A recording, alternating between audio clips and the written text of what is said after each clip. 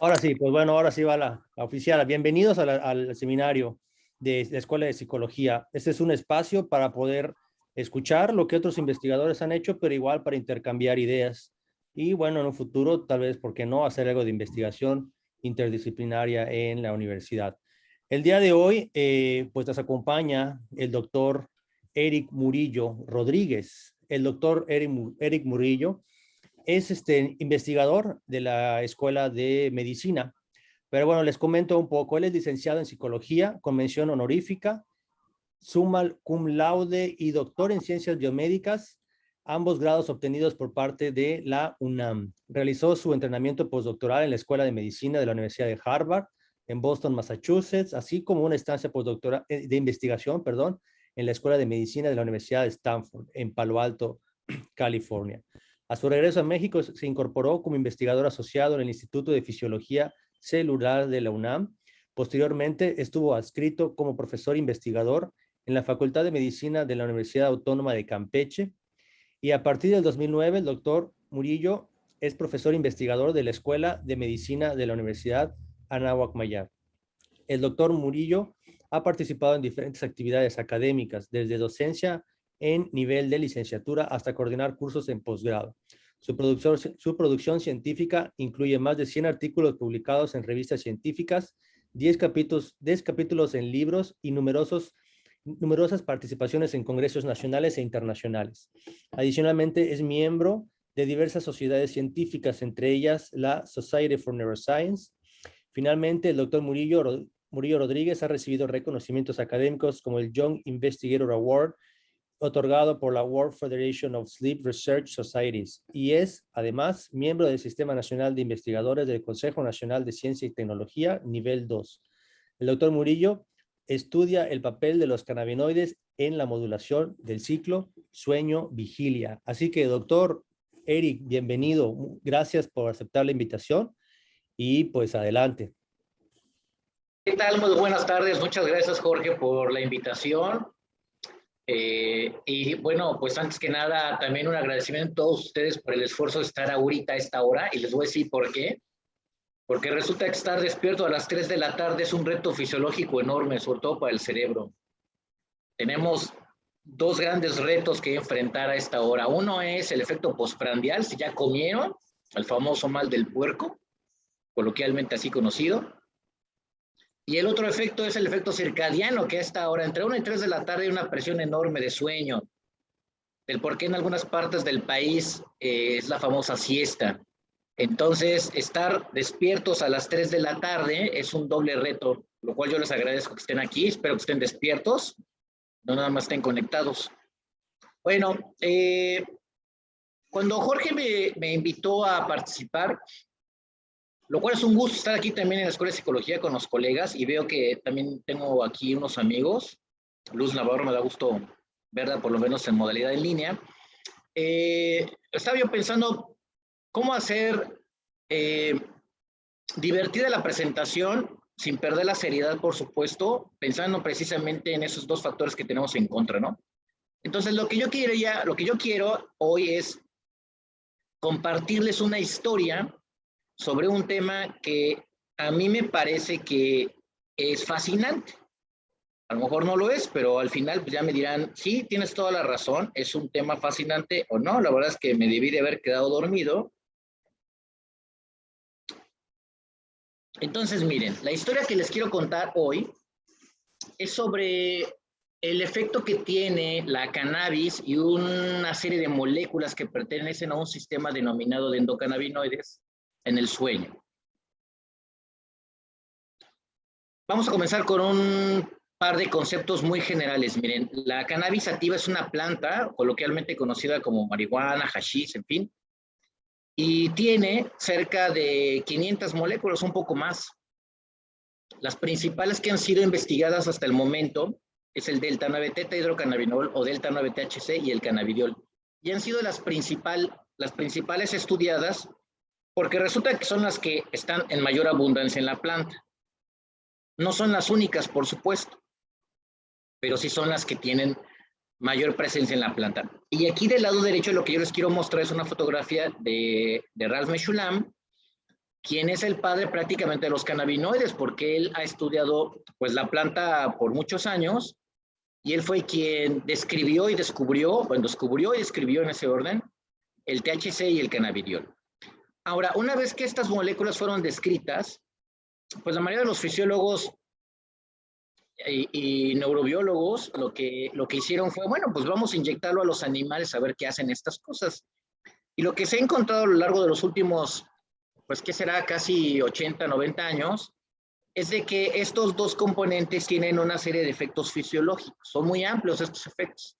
De hecho, podría ser otro seminario el tema de los efectos de los cannabinoides. Pero entre estos efectos, lo que se ha observado es que pueden modificar la arquitectura del ciclo sueño-vigilia. Y esto nos lleva a una siguiente pregunta. Pues, ¿cómo es posible que una molécula exógena, que en este caso puede ser el THC, afecta la fisiología? Bueno, pues resulta que el THC se puede acoplar a dos receptores que han sido denominados CB1 y CB2. Cuando les platico esto a los estudiantes, les pongo el ejemplo de una llave. Digamos que el THC es la llave y los receptores pues, son los cerrojos o las cerraduras donde puede entrar esta llave. Entonces, estas cerraduras, pues es el CB1 y CB2, que son los receptores denominados para cannabinoides, y se han localizado preferentemente en dos grandes áreas, digamos, en términos biológicos. Uno es una gran distribución de los receptores CB1 en todo el cuerpo, incluido el sistema nervioso central, y el CB2 está distribuido preferentemente en el sistema inmune, en las células del sistema inmune. Esto es para el caso del THC. Para el caso del cannabidiol, la historia es más complicada porque pues, se acopla no necesariamente a los receptores para cannabinoides, sino a otro tipo de receptores, de los cuales hoy no les voy a platicar por cuestiones de tiempo, pero están estos dos, el GPR3 y el GPR6. Prácticamente, entonces, estas dos moléculas, el THC y el cannabidiol, tienen estos efectos que muy seguramente ustedes saben, pues porque lo han leído, se los han platicado o lo han visto en películas, y estos efectos incluyen problemas motores o hipomotilidad, mejor dicho, disminuye la temperatura corporal, inducen hiperfagia, es decir, el sujeto cuando consume cannabis o el THC empieza a comer más y también sueño. Se piensa hasta el momento que estos efectos son regulados precisamente por la activación del THC en estos dos receptores. Lo que yo comentaba, ¿no? Como si fuera una llave, yo la inserto en la cerradura y ya puedo abrir la puerta.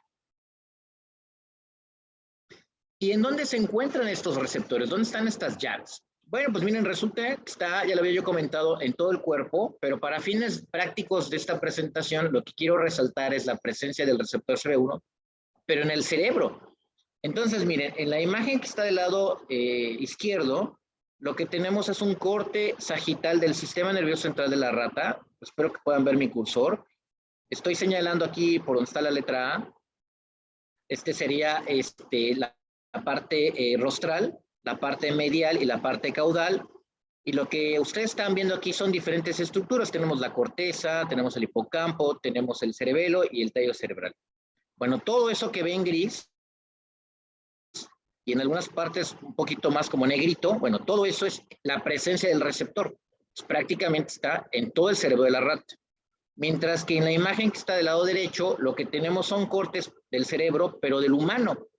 Entonces aquí tenemos, por ejemplo, el caudado, tenemos el putamen, tenemos el tálamo, tenemos el hipotálamo, la región de la amígdala, solo por mostrar algunos ejemplos. La conclusión de estos experimentos es, ok, entonces el THC modifica diferentes conductas que son reguladas por el sistema nervioso central porque existe el receptor en ciertas regiones del mismo cerebro. Y esto nos lleva a un siguiente planteamiento. Bueno, pues si existen receptores para cannabinoides que son exógenos, pues ¿cuáles son esas moléculas endógenas? Es decir, esta llave, que es el THC, que se acopla al receptor CB1, que vendría siendo la cerradura, pues es una llave externa. ¿Cuál es la llave original? Es decir, el cuerpo debe de tener su su propia llave en estos términos, su propia molécula endógena, el propio ligando. Entonces resulta que en la década de los 90, un poquito antes tal vez, del siglo pasado por supuesto, se hicieron una serie de experimentos buscando precisamente cuál era ese ligando endógeno a los receptores para cannabinoides. Son algunas de las moléculas que ya han sido descritas que se acoplan a ese receptor o a esos dos receptores, el CB1 y el CB2. Entonces, miren, con el thumbs up, lo que significa es que está parcialmente estudiado. Entonces tenemos anandamida, el 2-AG, que fueron los primeros cannabinoides endógenos o endocannabinoides. Tenemos acá a PEA y OEA, ahí ya no tengan a la mano un cuaderno, yo qué sé, porque después vamos a hablar, me parece que de estos. Y aquí, pues la carita dudosa son aquellos que pues, no sabemos nada, no han sido estudiados. Entre ellos tenemos el N-aracodenil dopamina, nada, del cual evidentemente pues, no sabemos nada. Tenemos a noradín-éter y virodamina. Bueno, todas estas moléculas son lípidos. Esto lo hace todavía más fascinante, fíjense, porque son grasas. Entonces, y las produce diferentes órganos del cuerpo, incluido el cerebro. Entonces, tenemos nuestras propias moléculas que cuando se acoplan al receptor CB1, inducen los mismos efectos que el THC. Por eso se les denominaron endocannabinoides. Lo cual yo creo que está padrísimo. Bueno, ¿y dónde están esos endocannabinoides? Pues miren, los primeros experimentos que se reportaron, vean aquí, desde 1999, este es un experimento clásico de Vincenzo Di Marzo. Ellos lo que hicieron fueron mapear dónde están esos endocannabinoides.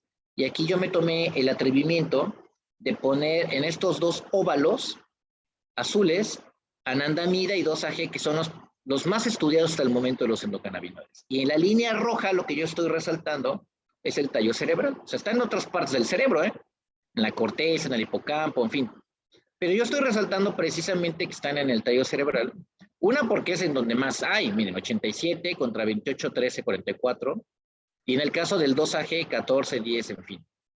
Entonces, esta región del cerebro parece que es la que tiene más estos endocannabinoides, pero no nada más eso, sino que esta región del cerebro resulta que es la que modula el ciclo sueño-vigilia. Entonces, por ahí uno podría pensar, entonces si están ahí y esa parte del cerebro regula el sueño, pues tienen que estar haciendo algo. Bueno, pero a pesar de que mi tópico favorito es el ciclo sueño-vigilia, pues yo tengo que reconocer que pues, no es lo único. Hay otros temas, no sé si sean más interesantes, pero sé que hay otros temas.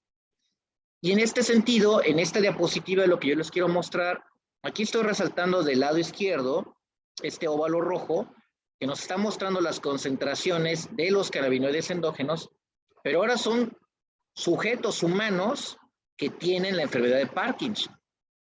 Entonces están presentes están presentes en el humano y además en condiciones patológicas.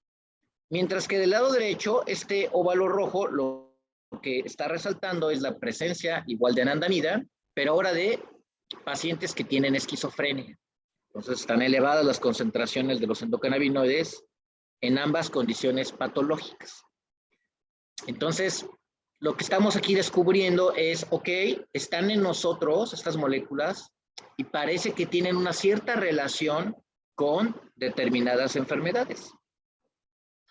Bueno, ese es solo un ejemplo, porque ciertamente la literatura es muy amplia y entonces en esta imagen, que son varios screenshots de las portadas de algunos papers, pues está como se resaltan en los óvalos rojos, aquí del lado superior izquierdo, pues está relacionado, por ejemplo, con depresión, en la parte inferior izquierda, está relacionado con Parkinson, ya han sido detectados en Parkinson, acá del lado superior derecho, ya lo había comentado, en Alzheimer.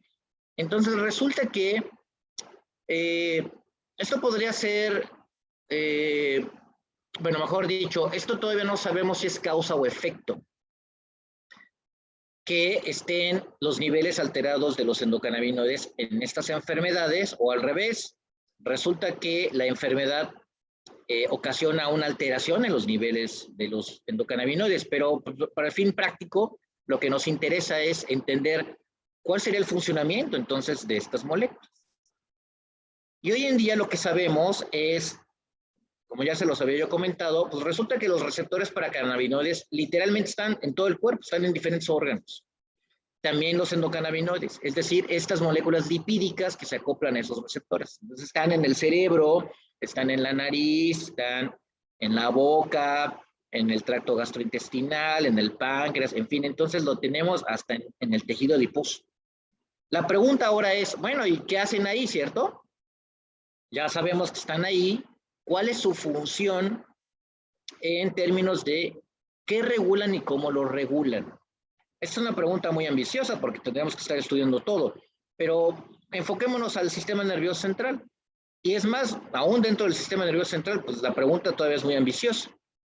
De tal forma entonces que lo que nosotros hemos hecho es, vamos a estudiar cuál es su función en el sueño, partiendo del gran supuesto que esta es una conducta modulada por el cerebro.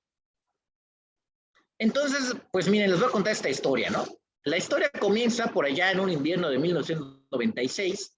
Yo estaba terminando mi licenciatura. Yo soy nacido, crecido y desarrollado en la Ciudad de México, antes DF, ahora creo que el término es capitalino, o chilango, o huache, como me han llamado por acá. Entonces yo llegué al laboratorio del doctor Oscar Prospero, que es la persona que está aquí en el centro de la imagen. Y aquí del lado derecho está Manuel Sánchez Alavés, que era mi compañero en el laboratorio, pues éramos los únicos. Y si todavía por ahí anda Luz Navarro, pues ella es testigo de que la historia que estoy contando es cierta, ¿no? Porque ella formaba parte de este laboratorio. Y entonces esto soy yo, ¿no? Aquí ya yo llegaba al laboratorio terminando mi licenciatura, entonces estaba yo emocionado, creo que sigo emocionado por hacer ciencia. Entonces, en aquellas fechas, la idea era, bueno, pues vamos a ver qué hace anandamida en el sueño. Prácticamente en eso consistió mi tesis de doctorado. Y pues se va a ver muy chistoso, pero la verdad creo que la aproximación más simple, o por lo menos así fue como yo la aprendí, es, bueno, no sabemos qué hace esta molécula, pues inyéctesela al animal y a ver qué pasa. Y así fue lo que hicimos, ¿eh? En esta gráfica, bueno, esta es la imagen del primer paper que publicamos al respecto. La voy a explicar lo más conciso. Del lado izquierdo, lo que tenemos es W, que es Waking, vigilia, sueño de ondas lentas 1, Slow Wave Sleep 1, sueño de ondas lentas 2 y REM Sleep, que prácticamente es el sueño de movimientos cerebrales rápidos. El ciclo sueño-vigilia se puede clasificar y calificar en vigilia, sueño de ondas lentas y sueño móvil. Entonces, lo que nosotros encontramos es que cuando inyectábamos anandamida a las ratas, que está señalado con la flecha roja, nada más háganme caso en esta barra, disminuía la vigilia, aumentaba el sueño de ondas lentas y aumentaba el sueño MOR. La conclusión de este experimento es, bueno, anandamida induce sueño MOR tal como lo hace el THC. Miren, acabo de describir esta gráfica en menos de 5 minutos y todo mi doctorado me llevó como 4 años. Increíble, ¿cierto? Bueno, así suele suceder. Ya antes de terminar el doctorado, tuve la oportunidad de hacer una visita ahí en la Universidad de California en Irvine, en el laboratorio de Daniela Piomelli, quien es un expertazo en el área de los endocannabinoides. Y allá, pues, participé en una serie de experimentos que afortunadamente se publicaron en Nature, pero bueno, y este paper de Nature obviamente era de OEA, ¿se acuerdan de este otro ligando o de este otro potencial endocannabinoide poco o más o menos estudiado? Pero en ese entonces, OEA, por lo que se estaba reportando, era un lípido que tenía propiedades anoréxicas, es decir, se lo inyectaban a los animales y los animales no comían, a pesar de que habían sido privados de alimento. Entonces surgió la pregunta, bueno, ¿cuál será el papel de OEA en el sueño? Y en algún momento, que más adelante lo vamos a platicar, pudimos contestar esta pregunta.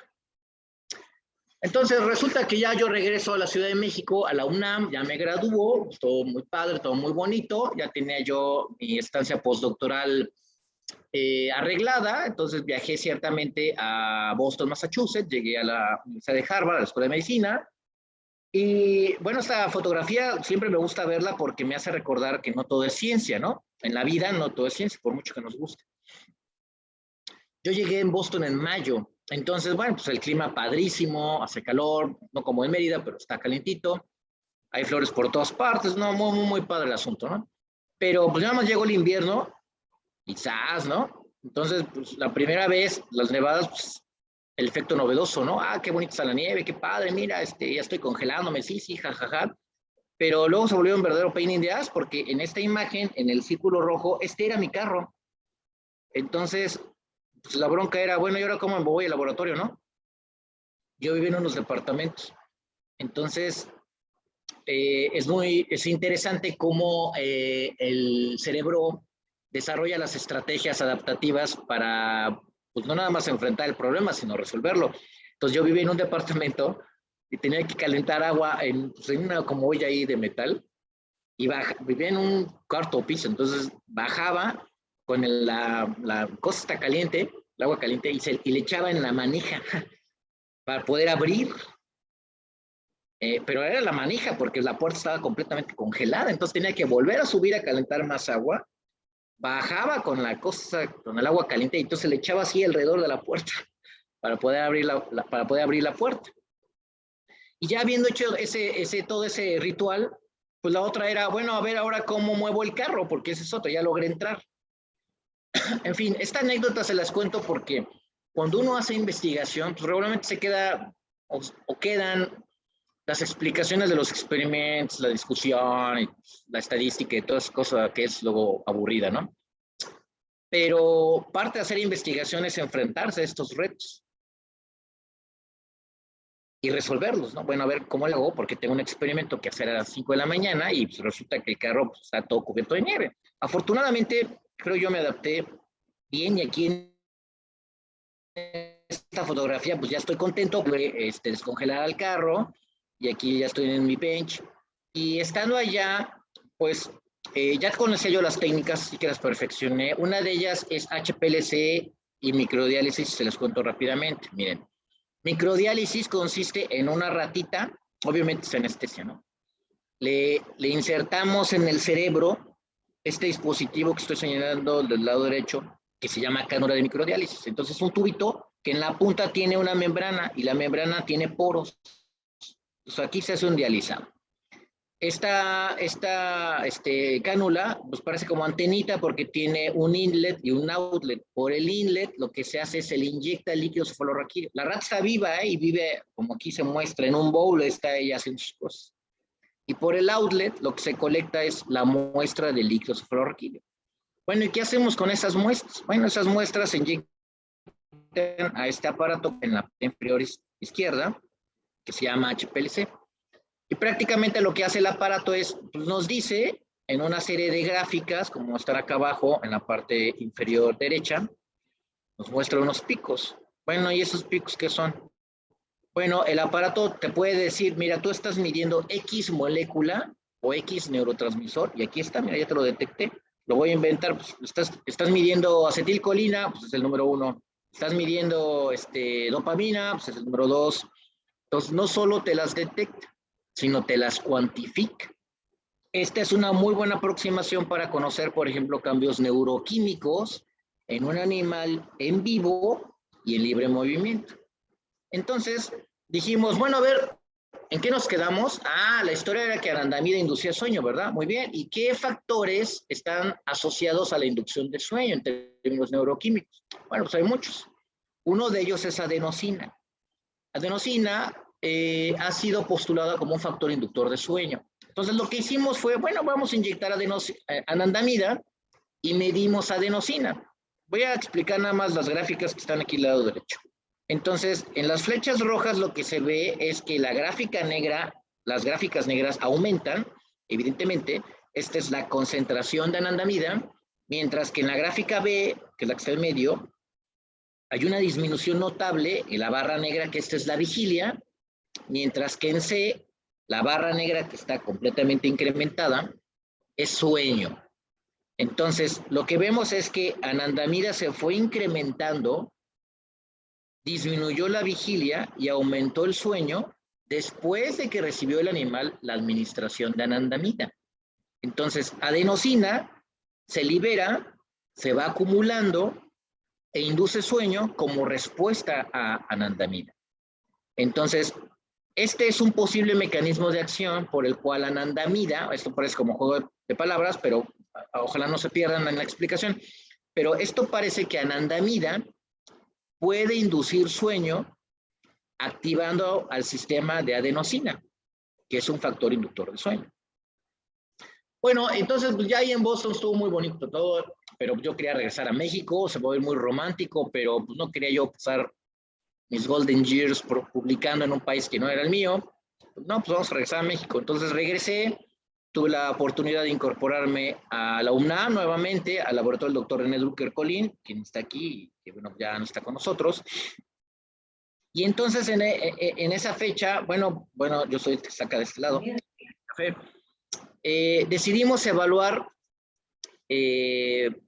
la actividad de una enzima que se llama fatty acid amido hydrolase, FA. Esta enzima es la que descompone, degrada anandamida. Entonces, lo que nosotros quisimos evaluar, bueno, fue lo que evaluamos, de hecho es, bueno, si nosotros la inhibimos, o sea, la teoría lo que nos dice es, si tú inhibes a la enzima, pues va a haber más anandamida porque no hay quien la degrade. Entonces, si hay más anandamida, pues lo que vas a encontrar es mayor sueño. Esa era la hipótesis que habíamos planteado. Sin embargo, lo que encontramos fue todo lo opuesto. Miren aquí, conforme incrementamos la concentración del fármaco que se llama URB 597, lo que observamos fue, pues, lo opuesto a lo que esperábamos. O sea, hubo un aumento de la vigilia, una disminución del sueño de ondas lentas, y en sueño mono observamos cambios significativos, pero pues esto era un poco raro porque, pues, ¿cómo es eso, no? Pues no que esta enzima, si uno la inhibe, hay más anandamida. Bueno, lo que encontramos en la literatura es que la enzima degradaba no nada más anandamida, sino también a OEA, este otro lípido que les platiqué hace rato, que tiene propiedades anoréxicas. ¿Y qué fue lo que encontramos además del cambio conductual? Nosotros analizamos la expresión de un gen que se llama CFOS en regiones del cerebro relacionadas con el control de la vigilia, como es el hipotálamo lateral. Y tiene sentido, ¿no? Porque, bueno, si encontramos que haya un aumento en la vigilia, pues hay que ir a ver qué pasó en la región del cerebro relacionada con la generación de la vigilia. Entonces, aquí lo que tenemos en A, B, C y D son cortes coronales de un cerebro de una rata, bueno, de varias ratas, a la altura del hipotálamo lateral, y aquí lo que tenemos en A, por ejemplo, lo estoy señalando con mi cursor, es la pared del tercer ventrículo. Para quienes ya llevaron neuroanatomía, pues esto es piece of cake, ¿no? Entonces lo que tenemos es control, en B el animal que recibió el fármaco, en C el animal que recibió OEA, y en D el animal que recibió PEA, estos dos lípidos, ¿se acuerdan que les platiqué de ellos? Bueno, todos estos puntitos negros que ven en B, C y D, y unos cuantos en A, es la expresión de ese gen. Y me van a tener que creer, ¿eh? Hay más puntitos negros en B que en C y que en D, comparados todos con A. ¿Cuál es la interpretación de esto? Bueno, cuando uno inhibe la enzima, resulta, con el URB, que se activa el gen en una región del cerebro que regula la vigilia. Y eso ya lo habíamos visto en términos conductuales. En efecto, los animales permanecen más tiempos despiertos. Pero este resultado lo que nos permite es comprender cuál es ese mecanismo de acción. Porque miren, yo luego le digo a los estudiantes, si yo le inyecto Coca-Cola a la rata, pues la rata va a brincar o va a dar vueltas, en fin, va a haber un efecto conductual. Pero hay que preguntarnos cuál es el mecanismo por el cual la Coca-Cola hizo que la rata brincara y no que girara, por ejemplo. Entonces, comprendiendo el mecanismo, nosotros podemos tratar de manipularlo, y en esta manipulación tendríamos una mejor comprensión de todo el fenómeno. Entonces, hasta aquí va la historia, ¿no? Bueno, miren, pues yo ya se los había dicho, ¿no? Soy nacido, crecido y desarrollado en la Ciudad de México, pero francamente, pues ya no me gustaba estar allá. No es que esté feo, pero como que ya no me estaba gustando estar allá. Entonces decidí buscar un lugar en donde continuar esta historia en nuestro querido México. Y bueno, tuve la oportunidad de llegar a Campeche. Si alguien es de Campeche, pues de que están aquí acompañándonos, sí, pues, muy bonito Campeche. Llegué a la UAC, a la Universidad Autónoma de Campeche. En la imagen superior, este es mi laboratorio, aunque no lo crean, así comienza uno, un cuarto vacío, si bien nos va. Y este era el edificio en la imagen inferior y el laboratorio estaba aquí en una esquina, ¿no? Ahí estaba el laboratorio. Entonces ahí llegamos, tuvimos 2 años tratando de continuar esta historia. Y estando allá, bueno, ya sabíamos que pues, anandamida induce sueño, que anandamida favorece la liberación de un factor inductor de sueño, ya vimos que si vimos a la enzima, a la FA, pues resulta que los animales permanecen más tiempo despiertos.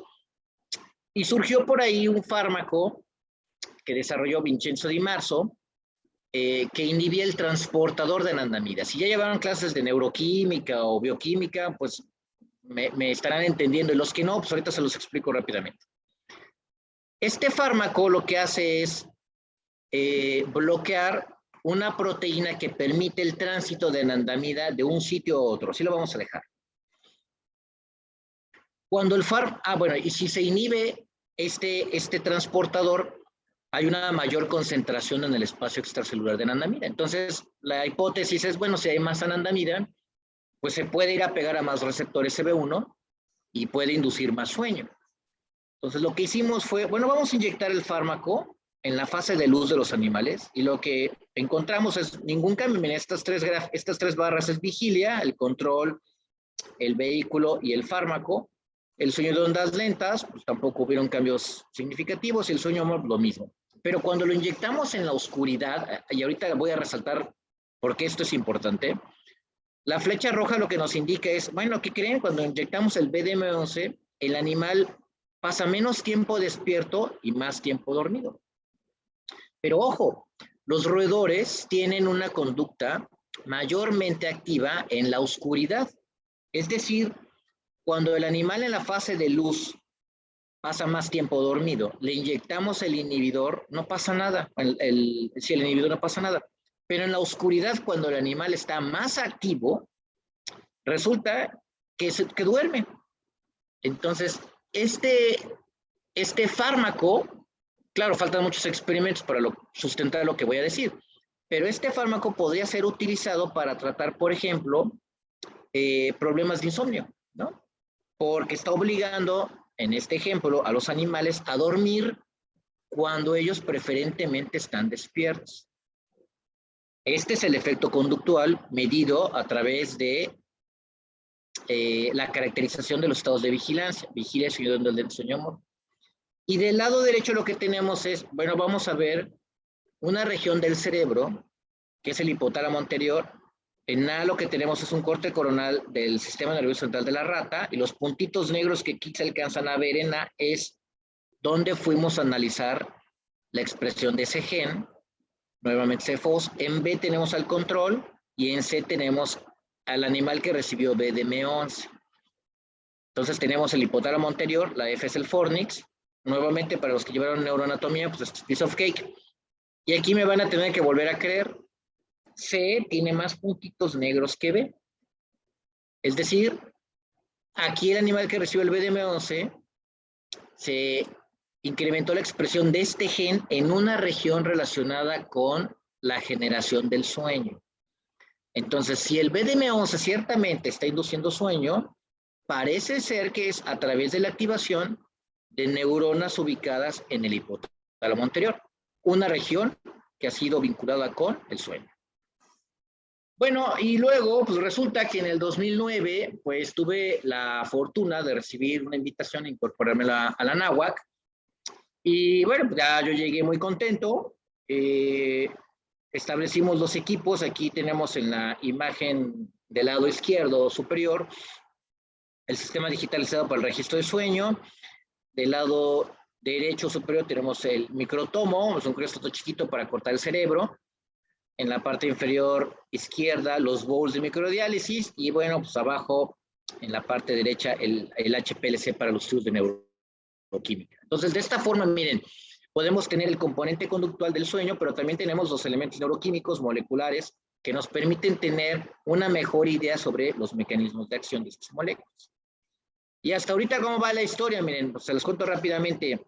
Esta caricatura lo que representa es una neurona presináptica y acá tenemos la neurona postsináptica. Entonces, el número 1 está aquí en el centro. Si yo inyecto anandamida, pues resulta que se induce sueño y ya lo explicamos anteriormente, ¿no? También se incrementan las concentraciones de adenosina. Número 2, si yo bloqueo el receptor CB1 con un fármaco que se llama SR1476A, lo que se ha encontrado es que se induce vigilia, es decir, lo opuesto a anandamida, porque resulta que el SR es un antagonista del receptor CB1. Es otra llave, pero ocasiona el efecto contrario. Cuando nosotros bloqueamos la fosfolipasa C que está acoplada al receptor, esto ya es un poquito más en términos de biología molecular, con un fármaco que se llama U73122, lo que encontramos es ese efecto inductor de sueño de anandamida es bloqueado. O sea que anandamida no nada más requiere activar el receptor, sino otras proteínas que están en el interior de la neurona, en efecto. Y si tú la bloqueas, por lo menos la fosfolipasa C, ya no ves el efecto inductor de sueño de anandamida. Y el número 4 acá está, la enzima. Si nosotros la inhibimos, pues anandamida, que gracias a la enzima es convertida en otras dos moléculas, lo que encontramos era que incrementaba vigilia. Y por último, el transportador, aquí les decía, ¿no? Es una proteína que pues, prácticamente lo que hace es anandamida que está dentro, la saca, y la que anda afuera, pues la mete. Lo estoy explicando así muy a la Mickey Mouse.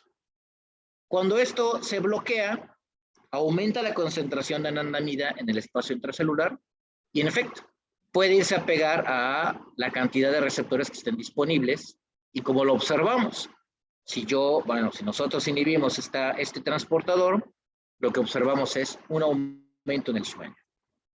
Entonces, miren, hasta ahorita y después de todo lo que se acaba de platicar, podemos concluir que, bueno, pues el THC y los endocannabinoides facilitan el sueño. Pero, ¿y qué pasa con el cannabidiol? Lo que nosotros hemos publicado al respecto es que las administraciones de este otro cannabinoide incrementan la vigilia, disminuyen obviamente el sueño. Hemos encontrado que facilitan la liberación de ciertos neurotransmisores asociados a la vigilia, como la dopamina, y bloquea el rebote compensatorio de sueño. Esta es una historia que después les puedo contar en otro momento. Pero aquí viene lo interesante, miren. Todo el rollo que les acabo de platicar, todo, son administraciones agudas. Es decir, yo le inyecto al animal y registro lo que suceda, y no hay más. Y eso nos lleva a una siguiente pregunta. Bueno, ¿y qué pasa si los animales reciben de manera crónica las administraciones? Porque miren, seguramente ustedes ya saben, ¿no? Hay un debate enorme en el país sobre si se legisla a favor o no sobre el uso de la cannabis en México. Entonces, pues ahí está el debate, si sí para fines médicos, si sí para fines de recreación. Eso quiere decir, si esto sucede, lo cual yo no comulgo, por cierto, es que la gente va a tener acceso al consumo de la cannabis y también va a haber la facilidad para prescribir cannabis, ¿no? Bueno, ya vimos que hay efectos crónicos, pero lo que casi no sabemos son los efectos, lo que ya sabemos son los efectos agudos, lo que casi no conocemos son los efectos crónicos. Estos administraciones continuas, y no nada más continuas. ¿Qué pasa si le administramos el cannabidiol a un animal joven? Este fue el experimento, por 2 semanas.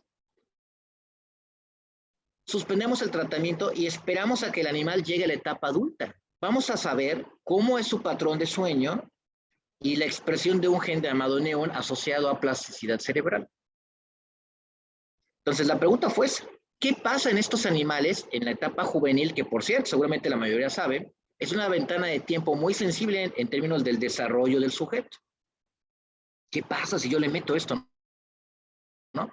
Bueno, pues miren, lo que hicimos, obviamente ya la ratita recibió el tratamiento y ya una vez que llegó a la etapa adulta, aquí en uno pues está uno de mis estudiantes, former student, ya se graduó, implantando los electrodos a la rata para el registro de sueño. Aquí está ya la rata en su cajita con el sistema, es un cable prácticamente, el sistema digitalizado está en 3 y 4, y aquí lo que nos permite ver son los trazos que nos da el sistema, ¿no? Aquí está la vigilia, el EG, el sueño de ondas lentas, la actividad que el cerebro genera, y el sueño MOR. Y los electrodos que nos permite el registro de la actividad de los músculos, está en el MG, la vigilia, pues si el animal está moviendo, pues hay más registro, más actividad.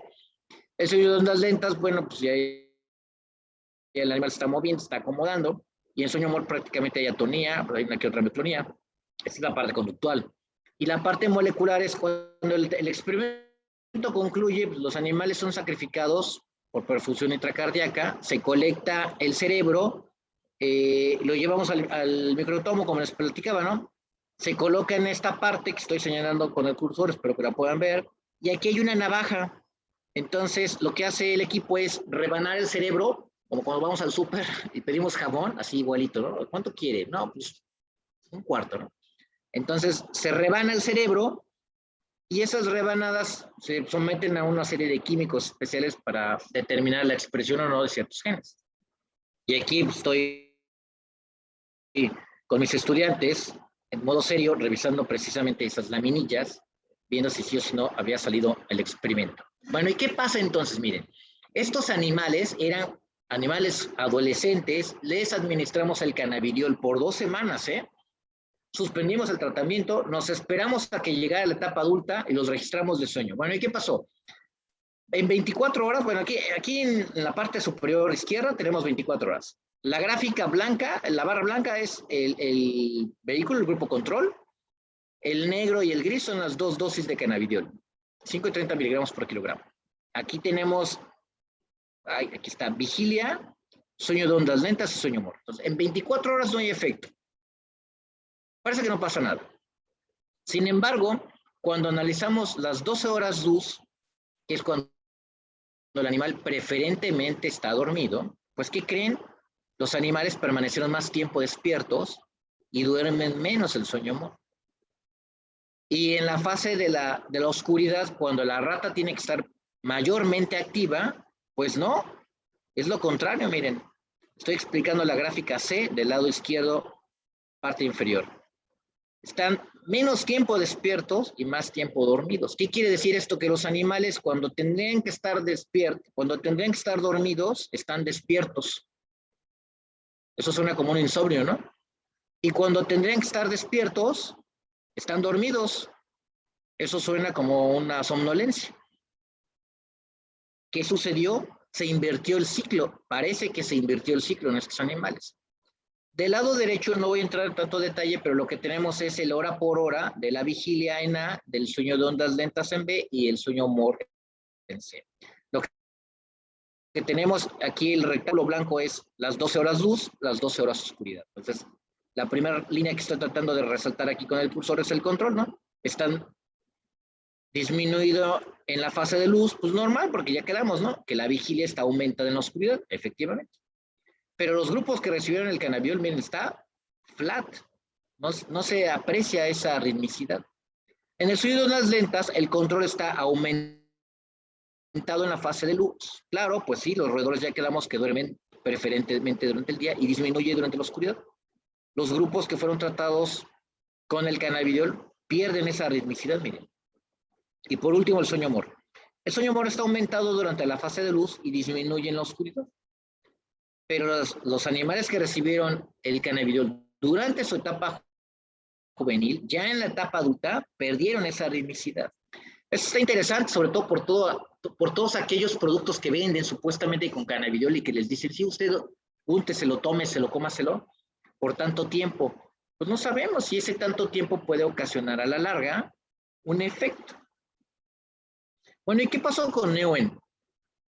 Lo que tenemos en A es la cantidad de neuronas que expresaron este gen.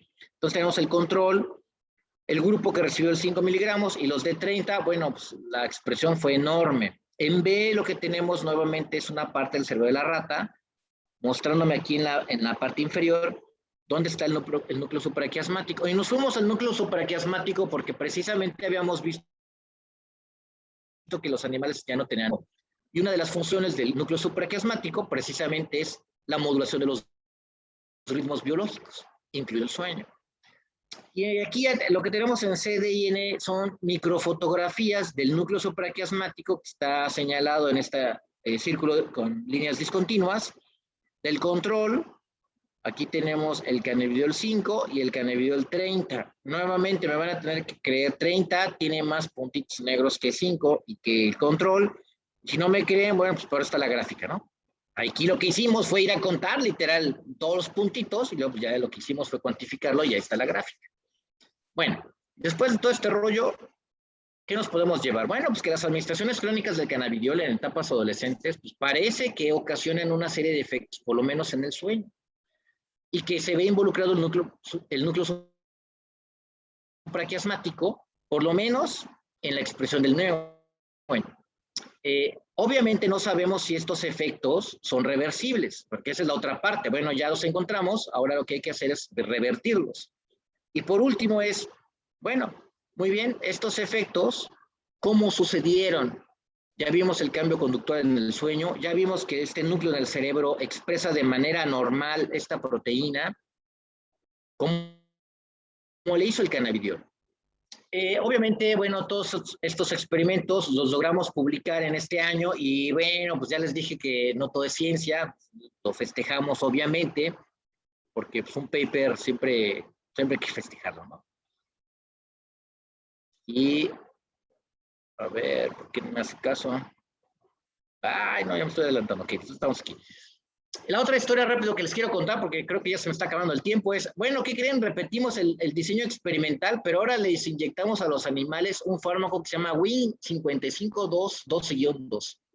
Este es un cannabinoide sintético y se acopla al receptor CB1, es decir, es como un THC, pero sintético. Bueno, la historia se los voy a hacer corta.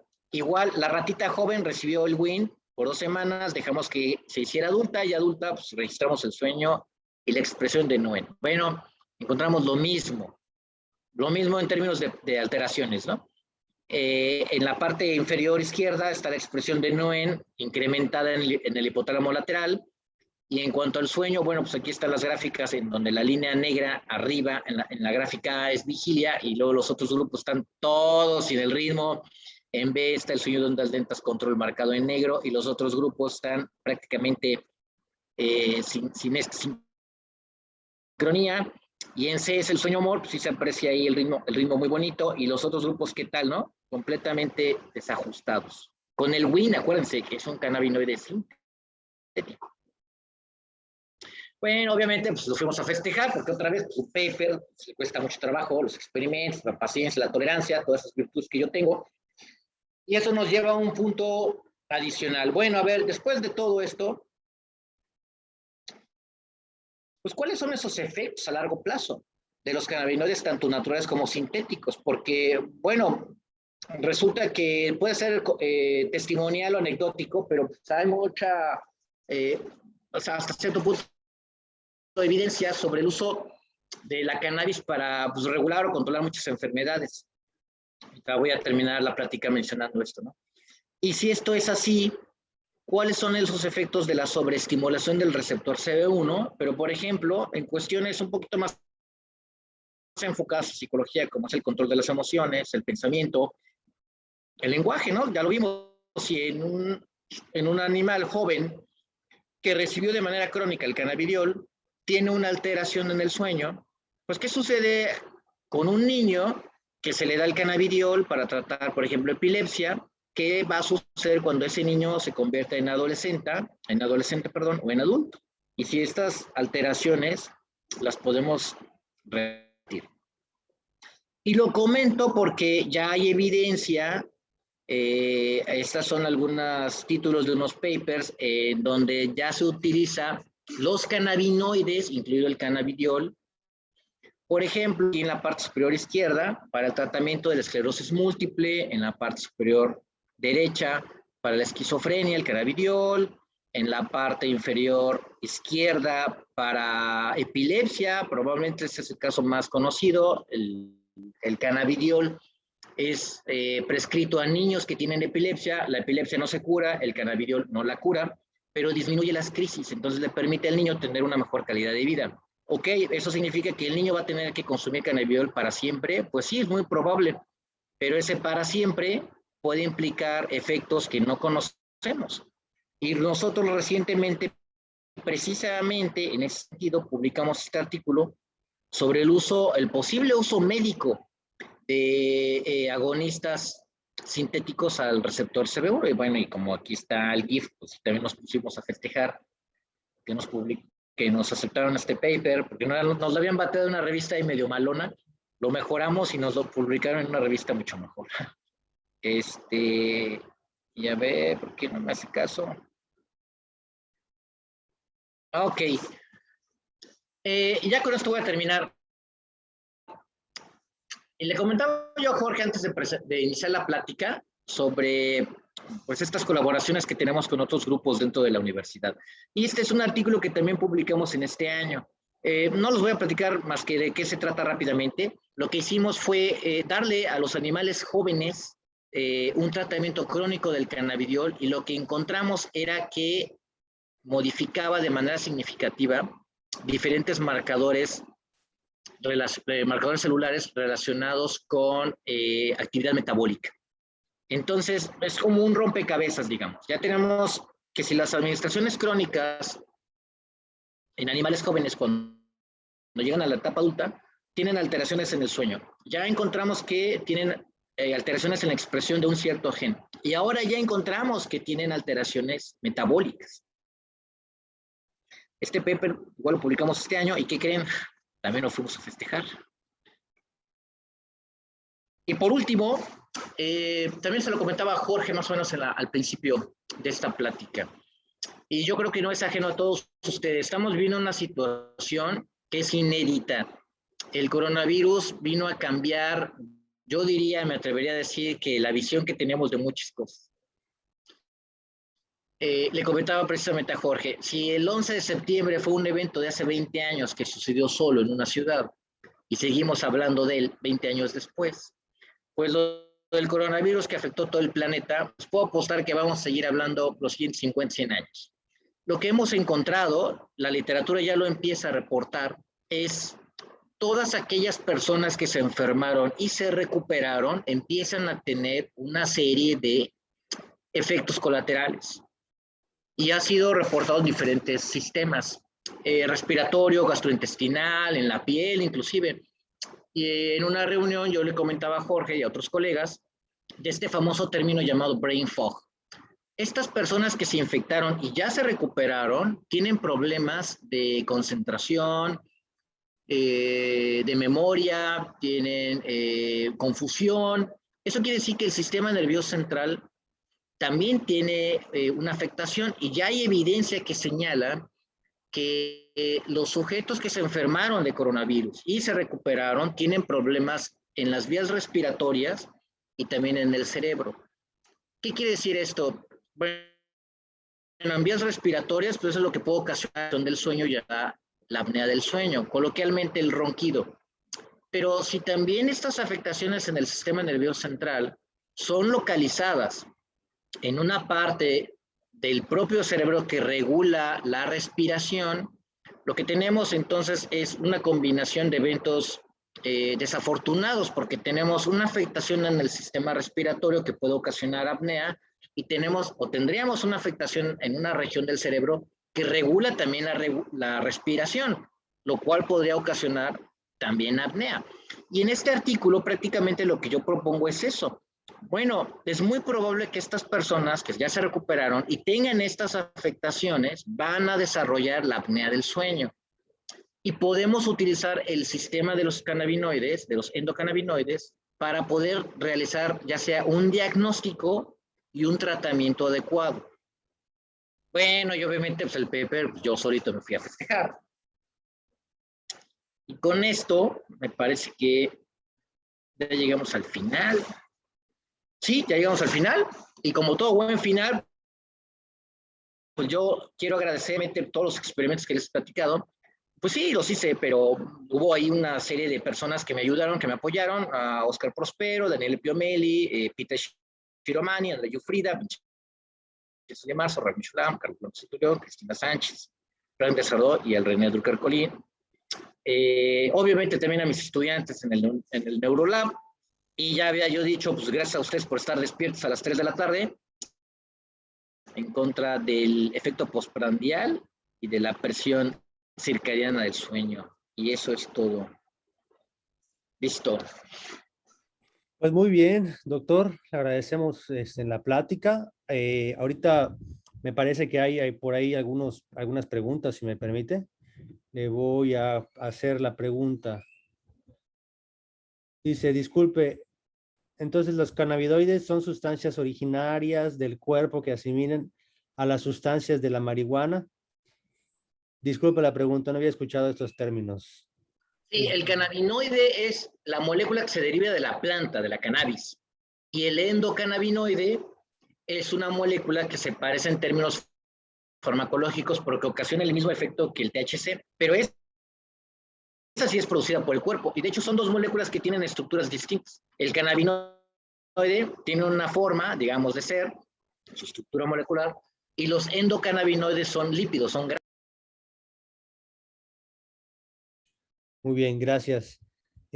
Bruno, adelante. Bueno, antes que nada quería agradecerle por la plática, estuvo muy, muy, muy interesante y pues es un tema muy actual y polémico que creo que mucha gente cae en extremos, que o tiende a santificar sobre todo a la planta, a la marihuana pensar que todo es bueno, que no tiene ninguna repercusión, que todo es amor y paz,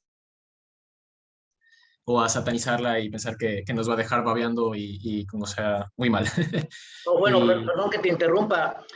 Sí, sí te deja babeando, porque hay un cuadro de psicosis, de enfermedad mental derivada del consumo excesivo de la cannabis. Lo pueden buscar, ¿eh? De hecho, en la literatura ya está reportado que el consumo crónico genera eso. llevar, Entonces, sí. sí, sí te deja babeando.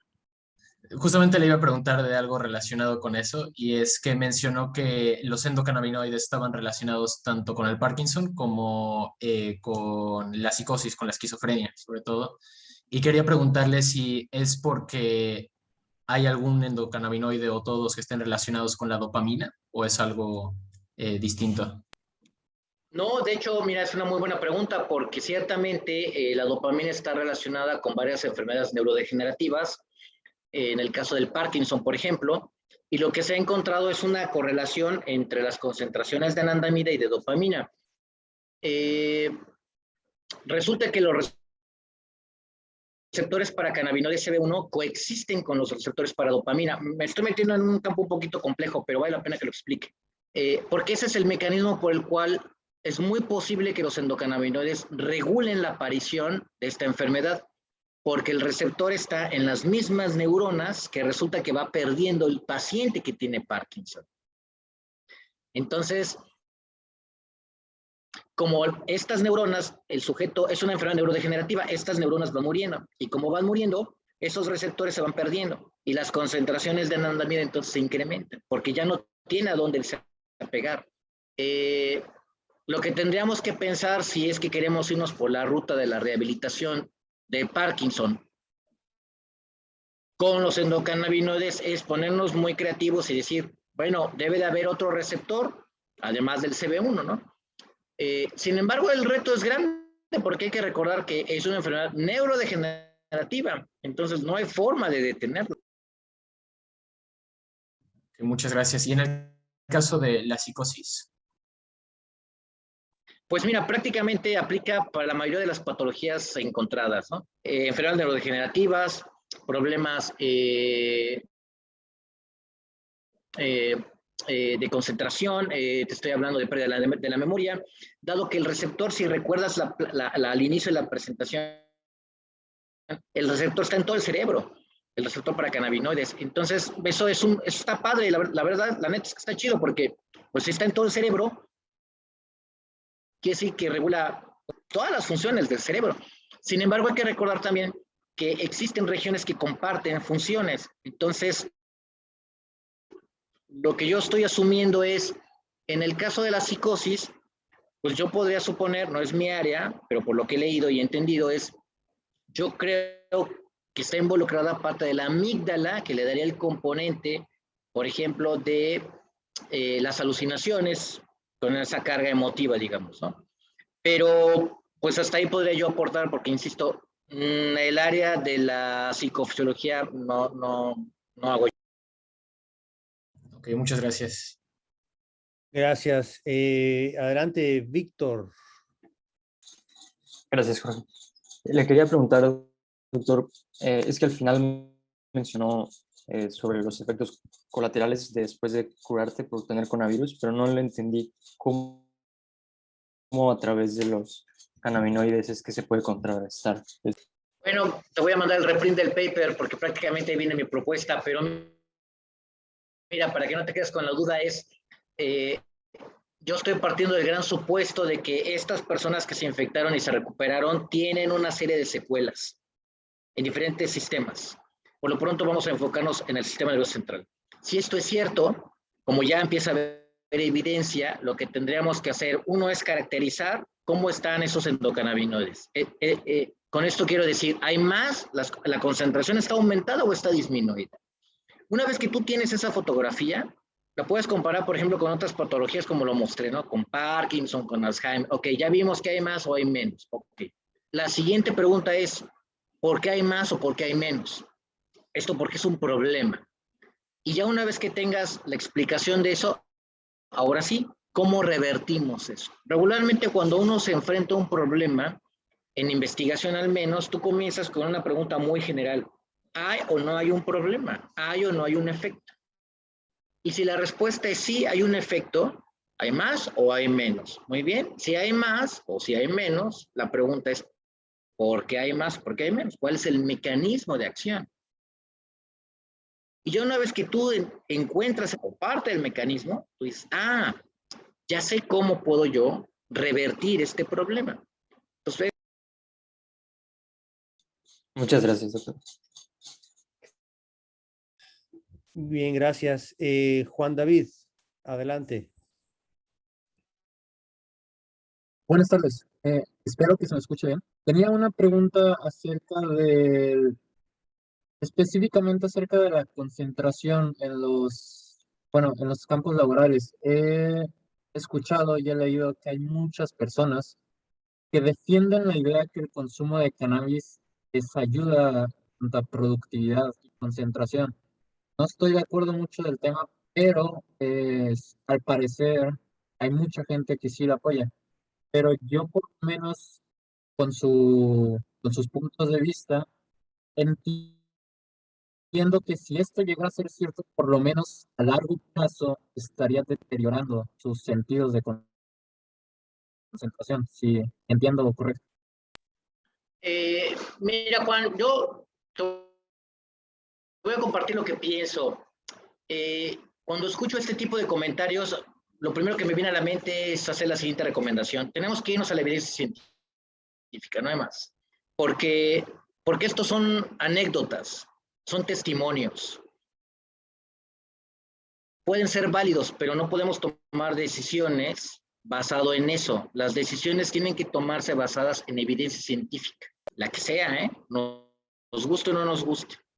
Esto es como las monedas, tiene dos lados, ¿no? Yo podría venir y decirles, ¿qué creen? Pues yo conozco gente que dice todo lo contrario. Entonces, ¿cuál de las dos versiones es verdadera? ¿Ayuda o no ayuda? Pues Juan dice que sí, que él ha oído que hay gente que ayuda, pero yo digo, no, yo he oído gente y mi abuelita me lo ha platicado. Las dos versiones son verdaderas porque no tendríamos por qué mentir, pero como son anécdotas, no tiene validez. Hay que irnos a la bibliografía, a la evidencia científica para ver con estudios, siguiendo el método científico, a ver qué fue lo que se hizo y qué resultados hay. Afortunadamente ya hay evidencia científica y yo te puedo decir, la evidencia científica lo que señala es, o sea, número uno es que si hay un riesgo y hay gaps, como les llaman, o sea, hay partes que todavía no las conocemos, lo cual todavía es más riesgoso, porque por ejemplo en otro seminario que yo platicaba del tema les decía, pues no hay evidencia, por ejemplo, de que si tú a un niño con epilepsia lo estás tratando con cannabidiol para controlar las crisis epilépticas, pues olvídate de los problemas que pueda tener ya de adulto. ¿Qué pasa cuando llegue la tercera edad? No hay evidencia. O sea, no hay evidencia de nada, lo cual es más riesgoso de que si hubiera o no ya evidencia. ¿Por qué? Porque tú no sabes cómo va a llegar a la tercera edad ese niño que fue tratado toda su vida con el cannabidiol.